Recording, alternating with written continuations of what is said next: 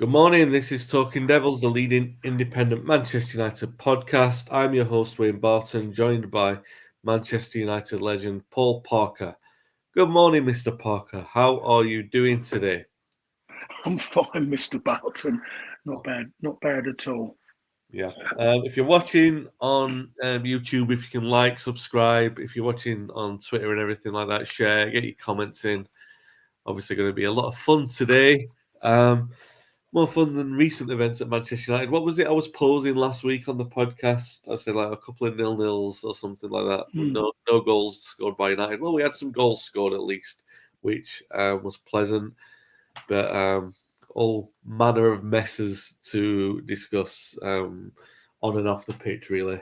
So we'll talk about Newcastle first, and then we'll get to the Europa League. Newcastle 4, Manchester United 1.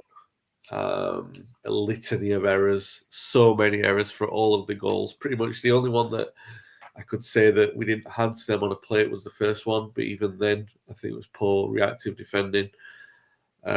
Second half was an absolute disaster class. I really don't know where to start, Paul, but I mean, just before we came on air, you said at half time you felt a little bit of optimism, so maybe that's the place to start. So tell me what you saw in the first half that made you think not so bad. Yeah, I mean, I just think the first few minutes, everything was I expected it with Newcastle. Their fans suddenly trying to, don't know, there was trying all the booing, all the hissing that goes with, which normally another team generally do when Manchester United play there. And I thought they weathered that storm quite well, even though it wasn't a big storm. They kind of the hostility, they kind of got through it, and we saw them engineering some kind of some play going forward. I mean, there was some great movement there. There one, when it was that time that when they had the passing in between Xerxes and Fernandez, and then I think I can't remember who finished off with a shot. But I mean, it was lovely play, and it was all centered around Xerxes. A lot of it was through him. A few times he got it wrong, but still a lot of it was engineered through him. And there was that moment, which is the best passage of play United had throughout that game. Yeah. And then I thought in a certain way, Newcastle scored without actually really causing any great problems. And when you see the goal that they scored, Euro just ball watched. Yeah. Absolutely just glued himself to the ball and forgot about his left shoulder, which Tonali ran off, to be perfectly honest. He ran early as well. That makes it worse. But they got themselves back into it, with a good goal. And I thought going in at half time, they deserved to go in at half time, 1-1, to be perfectly honest, in the way they'd gone about it. There's always that edginess every time Newcastle put the ball in the box. No one was really taking authority when it come in, being assertive. I thought, fine.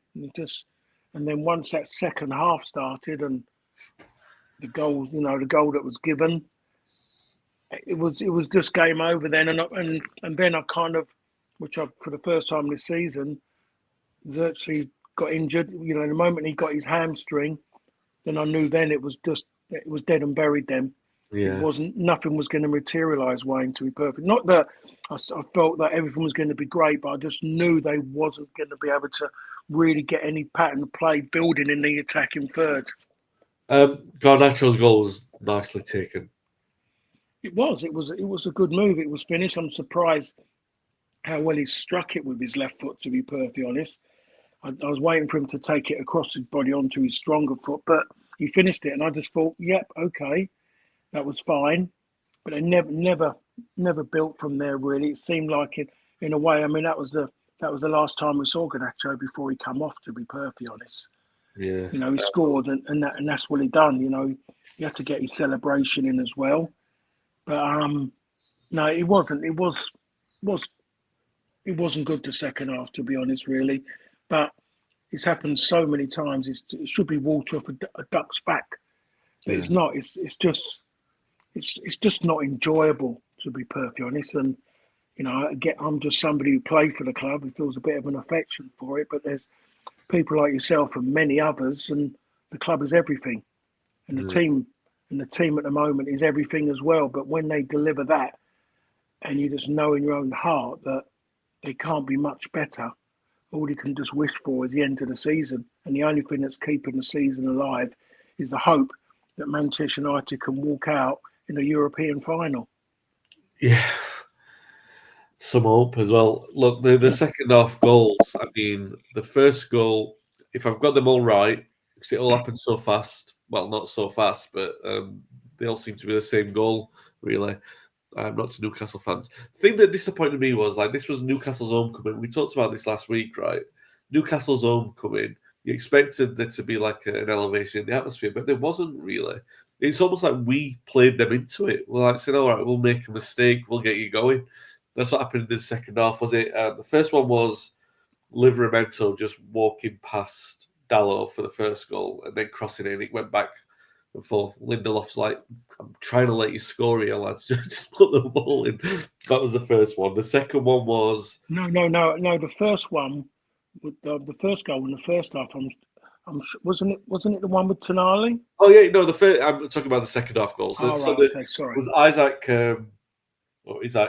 floating the ball over.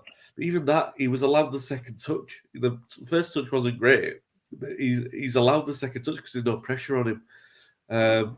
Andy Gillespie coming in with a great point here. Morning, mate. Hope you're doing well. He says, the way we continually cave in shows how ill-equipped these players are for the shirt, which is damning. But, I mean, the second half evidence isn't great.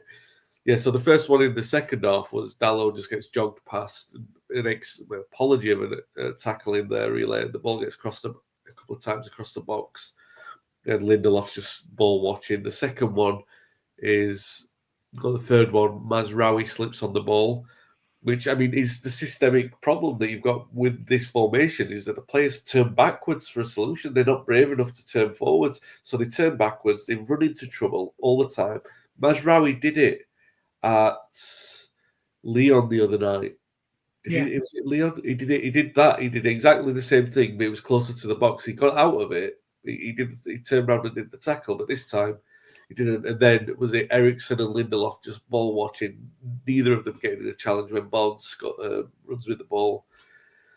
That was the third one, and the fourth one, obviously, Altai with the. Okay, good question coming in here. So we just spoke about the second goal.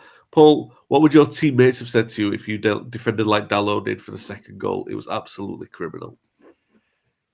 I don't know. I think it's just maybe I'll be more worried about the looks. There's things you can say, but sometimes the eyes can say more.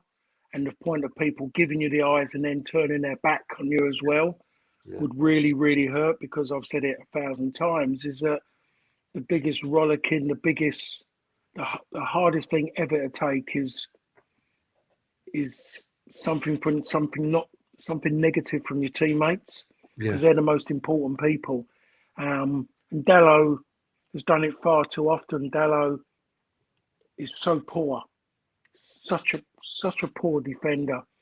I still can't believe that the club let Wan-Bissaka go for 15 million. Yeah. And Wan-Bissaka, these West Ham fans absolutely idolise him, because they know what his strength is, and he's the best fullback in the country at it. But when he goes forward, the goals he has made, I mean, he made the goal at Anfield, didn't he? He was involved in that as well. He's made a great challenge which pushed the ball as well, where the ball just went over the bar as well. And they let him go so easy because the people said he's poor. He's not great in the attacking third. Well, if they saw him out at West Ham, they would go, really? And you ask the question, why wasn't he? And there was something holding him back at United, because he's a different player. He's doing both. Okay, he doesn't look graceful. He doesn't look like you suddenly want to give him 10 out of 10, for presentation or work. But he becomes suddenly infectious in what he does, in the way he plays. And he is a problem, and people don't want to play against him. He nullifies people. I mean, Dalot nullifies as well, but the problem is he nullifies himself. It's absolutely incredible. Yeah, well, you're right. And the thing that's probably Wan-Bissaka's strength, right, is that he doesn't look graceful. That there's an awkwardness to him. That's what helps him with the defending, and it helps him with. I mean, I always thought he was improving with his attacking, but that conversation we had so many times on this podcast over the years of, what is he designed to be? What do you want from him? And I always thought he was a great defender. It was the impetus is on other players. I mean, if the other players are doing their job, you're not calling out the defender for not creating. Wayne, he was an easy one to go for because everybody got into their heads, we need people, fullbacks who can assist all the time and all this kind of stuff. Goalkeepers who are great who can pass and everything. When you're in that position, I won't say when you wear the number 2 because that's gone now. Well, of course, what numbers you wear, but in that position, you want them to. When they do, first and foremost, you want them to be nothing less than 95% good at that one position they're in, and he was 100% good as a fullback. Yeah. When it comes to the attacking side, he was getting better and better, but it was a case of people always saying, "Oh, we should be getting him because he can do that." You look at the goalkeeper; you just want the goalkeeper who actually is a goalkeeper. When he makes save, he isn't always giving people a second chance, and I look at it and I really don't know why. I mean, Wan-Bissaka was played left back yesterday, and he looked better than Dallo at left back in the way he's playing. And West Ham are playing in a free as well, and he's playing as a wing back in that position as well, and he still looks just as comfortable. But it's what you wish for, to be perfectly honest. And Manchester United at the moment are in a different position of what they should be wishing for. Quite a few years back, there was wishing that the fact that they can go on and just do trebles and quadruples every single season. Now it's come the case of just fighting for a place in Europe next season, maybe finishing 8th. Yeah. Improving on this season, finishing 8th, and hopefully the English clubs do well in Europe. That Manchester United might sneak in an 8th spot. That's the kind of things that they're looking for at this moment in time. Yeah, dreadful. There've been some poor defensive displays this season. That was up there with them. Does the manager take? I mean, we're going to get Leon in the second leg in a moment. Does the manager take any responsibility for that? I mean, he made changes. Some might say that he needed to make changes. Like, some players weren't rested when you expected that they might be, like Fernandes. If you're going to make the changes and rest players, there were some that you would take out. I didn't know if it was the right. There are little things. I don't think that this cost us anything in the game, but playing Amas next to Yoro struck me like a strange one. Putting 2 inexperienced players together in defence isn't something that you would usually do. I don't know, little things like that. You might be right there, but I've read a few things today, and people are saying Amas and he was found out a bit. I thought he didn't do that bad, to be perfect. Yeah, I thought he was all right. I thought he was all right. I would have liked him, being a young lad, to have pulled his socks up. I don't get that. And then and then you hear people saying, "Oh, he's kind of a bit like Luke Shaw." Well, I would say then definitely pull your socks up a little bit, and then you're not going to look, because he is quite stocky. Yeah, he's quick across the ground as well. I did notice that one time when the ball went in behind him, and Livramento, I'm trying to think who he was up against, someone quite quick, and he matched them and he blocked them. Yeah. He's definitely got something about him, but I mean, Euro, for me, is struggling. It doesn't give me any belief in him, because he just looks his kind of person, and he looks weak. I know you can't see it, but I'm not seeing physicality or any belief in him. At the moment in time, everyone wants to pat him on the back because he pushed a player over in the box, and they're trying to use it saying he was protecting, Amas, if that's how you pronounce his name, Amas. But I'm just wondering why he was, why he was marking was it centre half? It was Chubb. Why was he up against him? I just don't get. I look at the difference in height. I'm not the one to complain, but I did it. I did it all the time. But then I wasn't that young, and I hadn't, and I had games behind me. But this boy he put him up against one of them, the experienced players there to do that job, and he wasn't doing it. He didn't, he was chasing him around, and it was a concern to me. And what Euro done wasn't helping him. That wasn't standing up for him. So I thought the lad done all right. And going back to what you're saying, yeah, that wasn't the best idea. If he's going to have Luke Shaw sitting on the bench if the game's gone by, start him. Yeah. Let him go out there and let him pay back a little bit to the people who's let down. Yeah. Let him start and then bring the young boy on, if anything, but don't put him there because same as what you talked about earlier, I thought St James's Park was going to be a hotbed. You know, that game back after their first trophy. And when I was watching and I was doing my stuff, I said the one thing that United done in the first half is they quietened the crowds. Yeah. You know, they're absolutely quiet. And I thought to myself, well, they haven't done it in a fashion of hogging the ball and, you know, ball retention and causing problems at the other end. They've just done it because they didn't allow Newcastle to get ahead of steam. And then you're waiting for this alleged Geordie roar to make a difference. And there wasn't a roar. There was more coming from the gods in the stands than what there was from the Newcastle fans. So they done very well to do that because that's one of those things that you normally say when you go away from home and you're going to, you know, into some big games is to you know, get the crowd quiet. So they've done that and they just let themselves down in the second half. Yeah. And so, but sorry, I took it away from what you was talking about. No, about the manager and about the team before the game on Thursday. So what do you think then? Does the manager take responsibility for that? Because I mean, I'm taking that on the line of you always say like you need a good performance going into a big game. That was as catastrophic as it gets, really. Yeah, it was, but nothing went right. Yeah, and I'm still not understanding it. But you know, they're trying to make football so different to what it was years ago, when everything was physical, strength, power, but yet we never got rested. But now when the game is tamer, they play less minutes on the pitch. They don't have to dig in as hard because they're playing on it's a snooker table. Get continuity. Yeah. Continuity can get you out the crap hole, or it can actually make dreams come true and get players to know each other, know what each other's doing, and try and get a bit of unity by people being together longer over in games, get them to understand each other. Don't do it. Keep changing it. And it's just absolute madness, in my opinion. With the amount of games left, what's this resting rubbish? Yeah. What is it?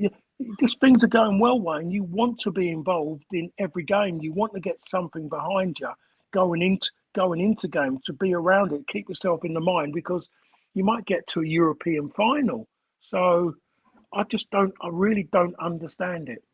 Yeah, I'm with you. I mean, not that we've looked particularly good at any point in the last 3 years, but probably the best is when Ten Hag kept that settled side for a run, and we ended up winning the trophy. I know, we got battered at Liverpool a week after, but for a sustained period of time, that's probably the best that we've looked. A little bit disappointing for Xerxes yesterday. I mean, I definitely feel sorry for him because he's like playing his best run of form, but I also think like that standards of the club at the moment are that he's been heralded as this is his redemption arc. And the stat that came up before the game he's like 16 goals in 16 games and Xerxes none in his last 18. That's his redemption arc. And he was better. Like I said, there was that passage in the first half, but he must be, if anything sums him up at United, is that he did his hamstring breaking into a jog. I've never seen, you know what I mean, from a player. And that's a cruel joke on him. But I hope it gets better, because obviously he's been much better in the way that we play than Højlund has been. Højlund's been a waste of a selection, really, in the games where he started. So yeah, it's been a bit of a difficult one. A lot is placed on the goalkeeper as well, because Altay absolutely, I mean, didn't cover himself in glory, especially the error for the last one. I still feel that, considering what happened over the last week, he had to drop an honour. Now, it does mean that it's a massive selection on Thursday night, and I was on a podcast last night and we were talking about it, and it was suggested facetiously to me, we'll just pick Tom Eaton. But I said, well, no, I probably would at this moment in time. I go back to thinking of the Schmeichel, the Leighton and Sealy thing with United. I know it's a year before your time, but Leighton was dropped. He was a better goalkeeper than Les Sealey, but Les Sealey had the confidence and he had the momentum, and Leighton had lost it. I know it's a different scenario because it's not just a final; it's a run of games here going into it. But I do feel like we've reached that point where we know that Onana's not going to be the long-term goalkeeper for United. That's obvious, right? No one can say that he's going to be there. He should be first choice next season. I don't think that that's a reasonable thing for a supporter to suggest. Obviously, we're not saying Altai should be as well. I'm not saying Tom Eaton should be, but I think when you've got two erratic goalkeepers, the one thing that Tom Eaton wasn't was erratic, and maybe the stability is what United need right now. What did you make of all that happened over the last week? Because I think, there's this thing, isn't there? Like, I know it's a phrase of the modern era, banter club. United are always the club in the press anyway, so there's always going to be a narrative associated with them. What Onana did was create something. I gave him the benefit of the doubt with the first comment. I thought maybe Matic has gone in a bit two-footed there. Maybe he's gone in a bit harsh. But then Onana responded, like, going, at least I've won a trophy. Well, that's what his tweet was saying, which I thought was dangerous to do. And then, obviously, he made the errors that he made. And then he was dropped, and now he's got this decision to make on Thursday. What do you make of everything that happened with the goalkeeper over the last week? Well, first of all, when Matty said what he said, someone's asked him a question and he's answered it. He's just been forthright with his answer. There was no reason, given how Onana's been since he's really arrived, for him to respond to it. He wasn't in that position as a goalkeeper. He just wasn't there to answer. To be perfectly honest, well, answer with what he done and winning he's won a trophy. Well, he didn't win it on his own. He could almost cost him that trophy. To be perfectly honest with his performances, I've never fancied him from the moment he arrived, because like I always allude to, I don't think he was a goalkeeper. I think he became a goalkeeper when he wanted a career in another position on the pitch. And someone's saying, because you strike a ball well, and I think he's gone in goal that way because his hands, the way he uses his hands, are not natural. His positions, when the first goal the other night, goalkeepers step into things. He doesn't. He dives off the spot. It just doesn't look right. It just looks like, that must be their centre half in goal. The other goalkeeper's gone off injured. It looks like that. And some of the dives, when it shows things, they did a montage yesterday, and I looked at some of the things he was doing, and it was park football. There was nothing there to suggest that he's read good, books on how to be a goalkeeper. He just thinks stopping the ball going to the net is enough. But I saw, when you just mentioned that a bit about Jim Leighton and the cat, I watched a programme the other day. It was The Boss when he was at Aberdeen. Yeah, and he's talking about Jim Leighton. And it come up there, and it mentioned Archie Knox come on there because it was on about dropping him for that replay, and Archie Knox said he was telling him, don't drop him, don't do it to him, it's going to affect him. He's done all this for us, he's done all that for us from the Aberdeen days, of course. You can't drop him, you can't. And the boss obviously dropped him, but and that again falls into the line what the boss always says. You can't allow sentiment to, can't allow sentiment because it could cost you your job. And he was in that similar position where he knew all the fans were going at it, and he made that decision. And it's typically he comes out winning. He was asked a question by the journalist, words to the effect of, do you think Les Sealey's good enough? And his answer was, again, to the similar words were, well, he thinks he's good enough. Yeah.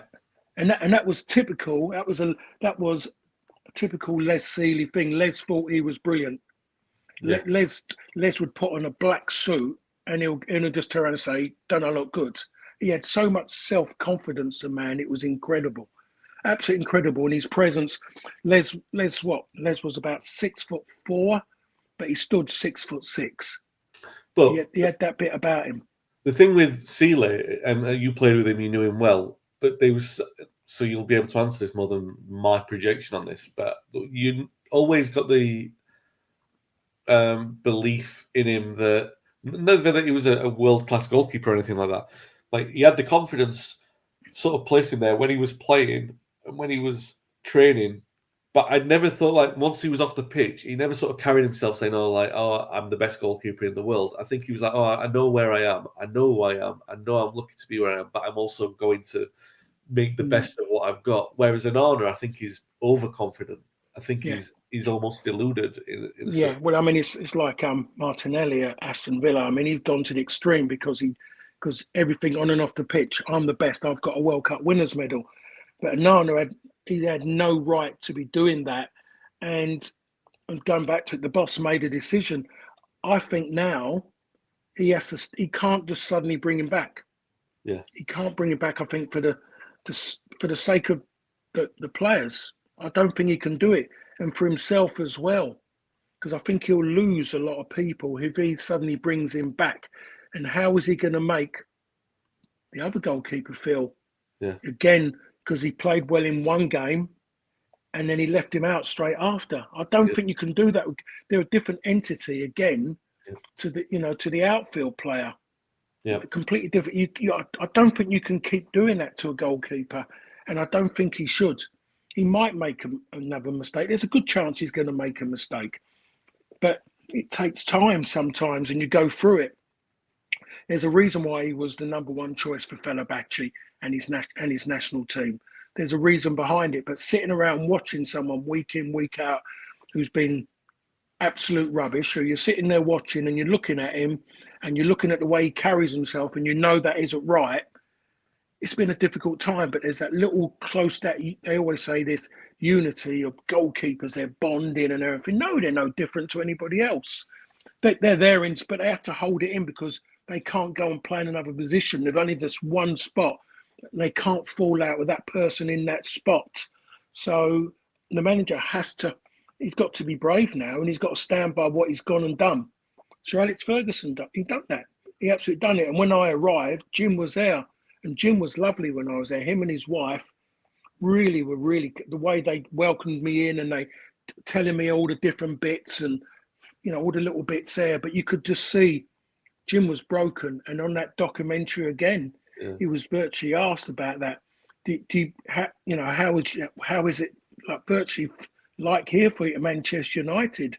And he virtually it was gone. He was broken, and he's never recovered from it. It absolutely killed him by what the boss done. But the boss, it was more than one person. It wasn't about great friend. It wasn't about someone who was a great friend or anything, or great player for him during those great times at Aberdeen. It was about a football club and those players on the pitch that mattered, what he put first. And that's the reason why he is what he is. So you'd go Altai on Thursday. You'd keep him in. See, yeah, I think you have to, Wayne. As much as you talk about Tom Heaton, and Tom was there as a young kid when I was there. Just when my time was up, Tom was there, and you can see Tom's very calm. Typifies what a British goalkeeper is all about. But he can't just go and bring Tom in now for this game. If he had he couldn't do it. If he was going to bring Tom in for the game on Thursday, Tom should have played against Newcastle. Yeah. Because he can't suddenly go and not bring Tom in to go, 3 different goalkeepers in 3 different games is not the way to go and do it without injuries. No, that's fair. I was thinking there's an incident of when Busby did it in the mid-60s, just before he brought Stepney in. I think he, in consecutive games, played Greg, who had a shoulder injury, David Gaskell and Pat Dunn, they all had differing disasters. Brought in Stepney, and thankfully we won the league at the end of that season. I mean, I was just thinking, because I'm not convinced in Altai long term either. Do you know what I mean? And I think that now, so much, like you said, so much rides on this game, and I think the managers perpetuated that as well, saying like everything rides on the Europa League now, which maybe he had to do, and maybe that helps in some respects.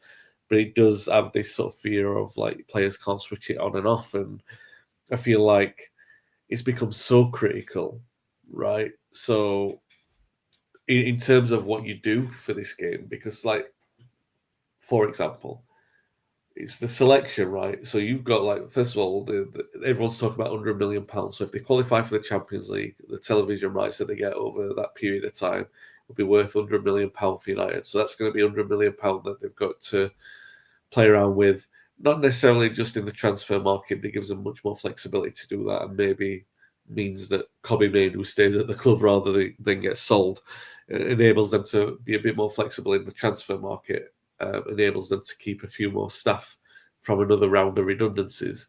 Whereas if they don't qualify for the Champions League through the Europa League, then they might have to sell Kobbie Mainoo. They might not be able to buy as much in the summer, and we might have to let another lot of staff go over the next year. And like you said, progression looks like mid-table, upper mid-table, if that. It makes this game much more critical. I mean, every single game that thereafter in the Europa League, it's an inordinate amount of pressure, isn't it? And then we're going, like, we're talking about selecting a goalkeeper here, right? We're saying, like, this is the decision that you're making, but so much riding on it. There is. But it's, I think that every game now, every game that he plays, if you're manager of Manchester United and he's found it's out now, isn't he? Yeah. Manager is everybody is just waiting now. You get that win, it never switches off. You're at it again. You're at it again, and it's like most managers in a way. You don't really want to enjoy a win too much because you know the next game it could be a completely different thing. So, but for Manchester United, it's worse than any other club in the league, without a shadow of a doubt. It's worse than any other club.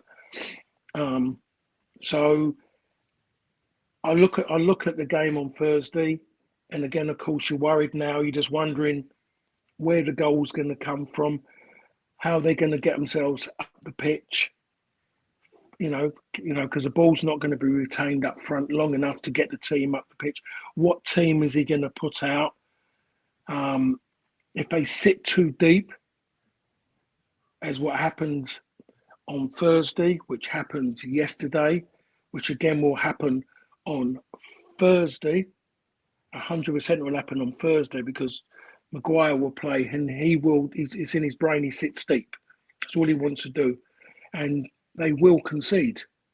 They will concede. It's just the way it is now. Whoever's in goal, people are shooting from areas where it has to be a great reaction save, you know, and that's what it is.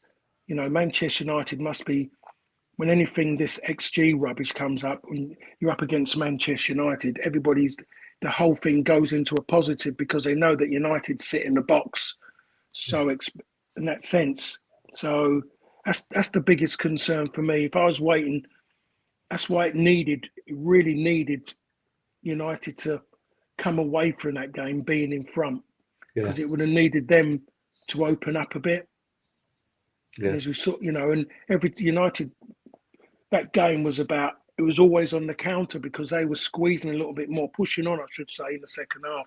And that's why they got to where they were. And that's why Onana's mistake was so costly. Yeah. Because it would have made the second leg, it put everything on United because of that, because they had that advantage. And he killed it by what he went and done. Because people say, oh, he's unlucky. He's done it too many times, far too many times. Also, I think not just that. I think, like I said, the bigger picture of it, like, yeah, all right, you've made a mistake in a game, but the bigger picture is now you force the manager to make a decision. That decision is going to be viewed as critical to the future of the football club, putting unnecessary pressure on the manager. All of these things, and obviously then all the consequences. What do you make of like what he should do in terms of the overall selection? Because obviously Xerxes not there now. He's not going to be playing for probably the rest of the season if it's a bad hamstring tear. So the pockets of play that United have looked better in is when they've got two or more of these players who can play in the number 10 role. So let's say that United have got four: Mount, Fernandes, Mainoo, and Eriksen. You're not going to play all four of them. Maybe you play three of them. Maybe you play Garnacho through the middle. Maybe you play Heaven from the start because he was promising. He was back on the bench yesterday. You know what I mean? I feel like there's going to be shock value within, because it's not working. So you've got to do something that like inspires change, right? You got to, even if it's not something that you bank on for the long term, you're not going to be with these players long term either way. So you've got to kind of inspire some kind of change. So you've got to do something dramatic within the system. So what would you do? Like looking at obviously the big change has got to be in the European games. Maybe he might have to look at, instead of maybe bringing in Highland, he might just push Bruno up further up. Yeah. And have him in that false position and bring Mount in. Yeah. Just in there because when I look at United team, and I always say it, they've got no pace. Yeah.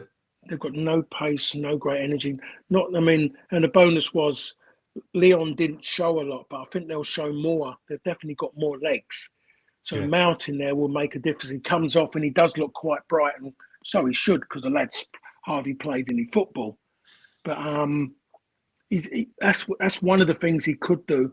And I think you're flogging a dead horse at the moment if he starts with Hoyland, because you're just going to look at everything and then you go there again and he's not giving you a positive. I just think it's about the message you send out to the fans as well.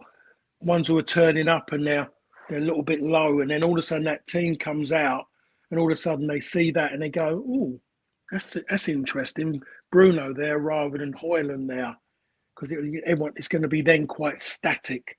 They know the ball's not going to stick. Bruno, okay, he's not going to be up against the centre halves, but he's going to pose them a different problem.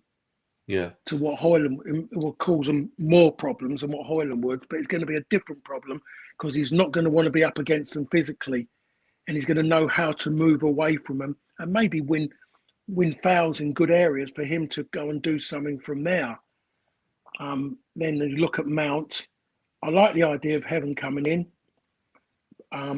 but I just wonder, because the time he's been out to bring him into this, but the way he is anyway, I don't think he'd be fazed by it, the young lad, to be perfectly honest. Yeah. He gives me more belief in Euro, to be perfectly honest. Every time I look at Euro, I'm looking at him and I'm not seeing it. He's got that kind of face that you think yourself, you should be in Vegas round a table, because you're not getting anything.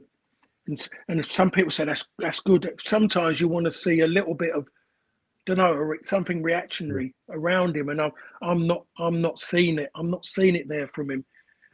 I know he'll play Maguire in the middle, and it's going to be Mazraoui. I think De Ligt's a miss at this moment in time in this kind of fixture. I think De Ligt is a big miss. Yeah. Just his drive and that bit about him. He's got that bit. He's kind of, in a way, he's got that grit, that kind of everything is about power. It's a bit like Stam in a way. Everything's just done clean, comfortable, and easy and simple. Doesn't complicate his game. So, and the game was better once the ball was moved around quicker against Leon as well. The thing about it, if Anana's not playing, I'm hoping that means then there's going to be the interpass between Maguire and Onana is one of my pet hates. Mm-hmm. They absolutely kill it. If we're 2-0 up with 2 minutes to go, do it all day long, but not from the first minute. Not run the ball forward 30 yards, to kind of go on the half and then knock it back 10 yards. Yeah. So I just think the main thing is Fernandes. I think that's the one. I think he has to look at that. Yeah. He has to do that. The rest of it, I don't think he can really muck about it too much, because I don't know how far he can go with who he can play. He can maybe look at Shaw. Yeah. Luke Shaw. He would rather come into a semi-final, so thinking he can get to a final, because he seems to want to be in games like that. But he might do United a favour and say, "I want to play." Yeah. So, but that you're looking like maybe you could put him on the left side of a free. Yeah. You could do that, or you could maybe you could put Heaven there, and you could put Shaw as a left wing back instead of Dalot. Yeah. Well, then you got an outlet with a left foot. Yeah. Well, Dogu will probably play. I would imagine he'll start. I suppose as well. And the one thing about Dogu, compared to, and it happened yesterday, I'm sitting there. When was it? They're behind in the game. Dallow's on the right, 5-6 feet outside of the box. just at the angle, and there was an opportunity just to put the ball in the box. Steps inside, tries to dribble, gets caught in possession. Dorgu gets in that position. He delivers. He delivers the ball. He just delivers it. Yeah. And the teams that have been successful or who are having good seasons put the ball into the box early. Yeah, I mean that's all good teams, like more incisive and decisive with what they do. United just deliberate and then play back to an honour or fall over, or yeah, something like that. I'd be more inclined to start Evan even though if he is rusty, because I think what you stand to gain, you can lose with the momentum of him. You don't want. He was in such good form before. Do you know what I mean? You don't want to risk losing. I always, the case in point I always bring up his Fosu Mensah. When he broke through under Van Gaal, he looked like a world beater, and then he was out at the side with an injury, and we never brought him back in. He never had a run again. And obviously, I'm not saying he would have gone on to be a great or anything, but I just think like momentum with young players is so crucial, especially when, let's be frank, nobody owns that position. Even when Martinez is back, nobody owns that position. It's there to be won. It's there to be his if he's good enough for it. A couple of comments before we close off. Dave, who's not with us because he's catching a flight, probably on the plane now, says, "Morning, gents. Amorim has now lost 11 games. He doesn't have the tactical knowledge to play any other way or even improve on how we approach games. We are cannon fodder for everyone. Why give him £200 million this summer when we can all see we need 6 or 7 players? We'll be bottom 3 by mid-September." Johnny's in the comments agreeing with the formation. I mean, that's one thing, right? That's one thing that's there to be seen, whether or not he adapts or whether or not he can adapt within the system, all those kind of things. But I do think that there's so much pressure now that's been applied, perhaps unfairly, on the manager. First of all, from the situation that he inherited, but now, like I was saying earlier, everything seems to be riding on the selection of a goalkeeper, which is, that's football, that's the case, right?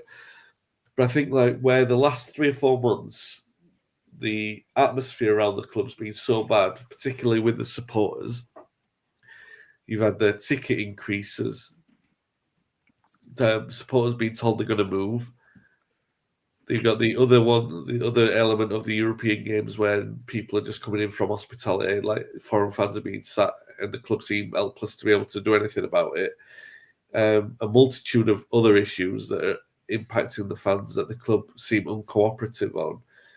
The club have to, and then there's this obvious thing like supporters being priced out of the tickets.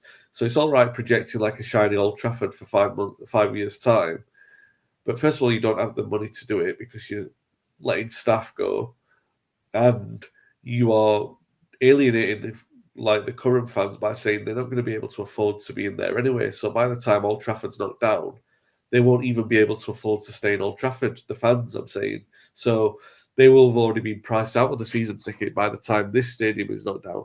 So my overall point, Paul, while I'm ranting about this, is that what the club actually need, more than talking about a stadium in 5 years' time, I'm being careful with the way I talk about this for many obvious reasons, but I feel like there's more of an obligation on the ownership to come out and say, this is a pathway towards what the ownership's going to look like in the next 2 years, much more than anything else, because that we're all talking about Onana being dropped or Altai playing, or me even speculating about Tom Eaton, knowing how critical that is to the short-term success of the club.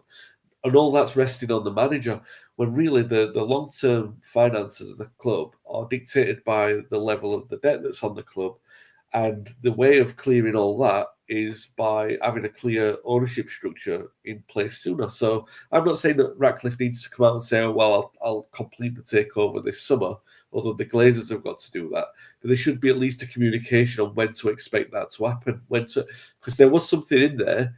The communication was in there to say, if X, Y, and Z, then there'll be a full takeover by this point, that those kind of things would happen. But it's not very, very clearly communicated to the fans. That's the thing that needs to be communicated to the fans, right?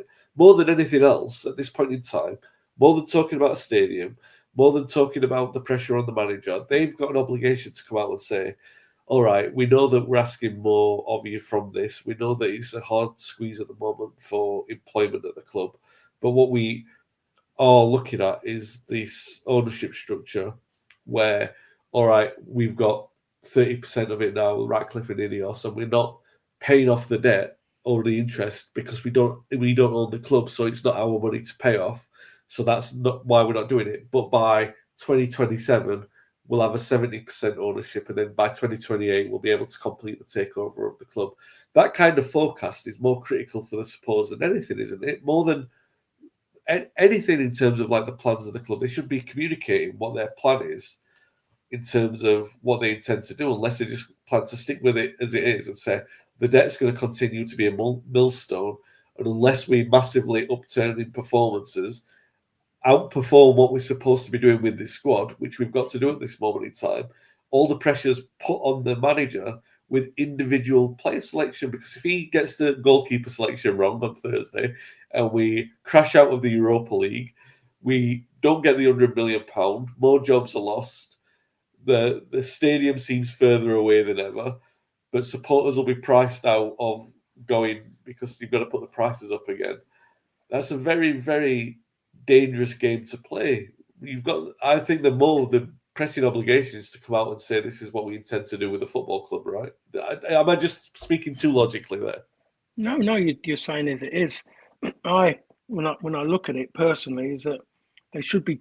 You are right. Everything they should be talking about is more about the future of the club, and getting them back in the right position of actually having a say in everything, rather than having to carry someone else's debts. But the priority should be about what they deliver on the field, because that's the bit that should be selling. The new stadium bit, I just laugh, to be perfectly honest.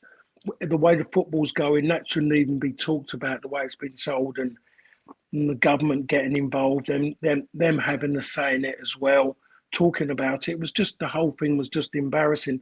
And then you see the picture of what they want to deliver as a ground, and it just summed it all up. To be perfectly honest, summed it all up, because it's not a stadium, it's a venue. Yeah. It's not about football. It's a host of other things, and the football's there in the background. I personally don't see a takeover coming through Ineos. I really don't. I really don't see them going any further than where they are at this moment in time. I really don't. I just think the whole thing is, there's a connection between the two, and they communicate between the two, and they're helping each other. Yeah. To be honest, I really don't see why do the Glazers want to let something go that gives them money. Travel across, go to your ATM in the UK, grab a bit, take it back. So that's the worst side of it. That's just my opinion, outside looking in, because I don't get involved in it. It's not my strength. My thing that worries me is what happens on the pitch. Yeah. And if I'm going back to what Dave said, how can you give him 200 million? Well, he hasn't really had a say in what he's working with now. I think if there is 200 million available, is he going to get a say in that, or is it going to allow people who you don't see anymore at games, they don't pan in on them anymore, the likes of Wilcox and everyone else that were, turning up in their shiny suits and new blazers, don't see, cameras are not zoning in them anymore. I don't know if they're there.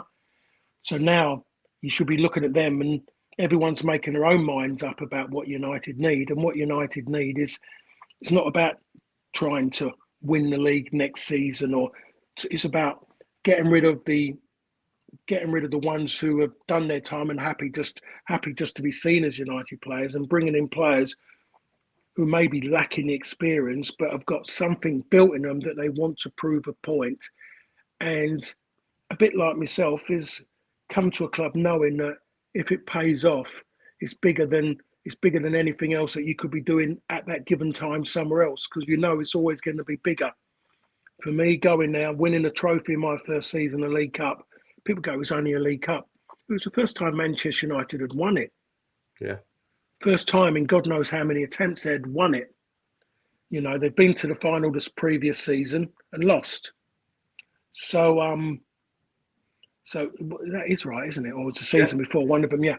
So I just think you go out and you get players in who want to prove a point and get a bit of work ethic, because as we've seen with the game today, the teams that are actually achieving generally aren't always the best football teams. They're the most athletic teams, and they've got players who play with their heart. And I think United, I think you have to start there.